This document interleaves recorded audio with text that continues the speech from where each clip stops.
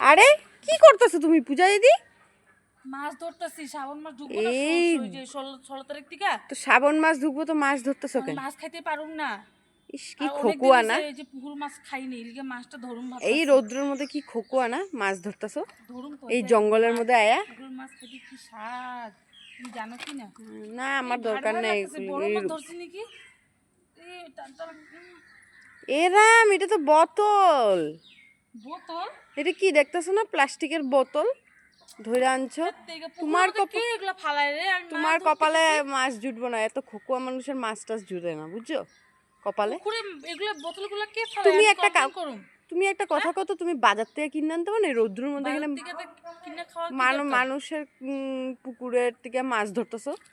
চুরি করে খাওয়াটাই মজা আলাদা। কিনা তো খাওয়া যায়, চুরি করে জুনটা খাইবে ওটা আর মজা লাগে। এত পেটে সইব না চুরি করে খাইলে। হ্যাঁ কয়টা মাছ ধরছো এখন অবধি?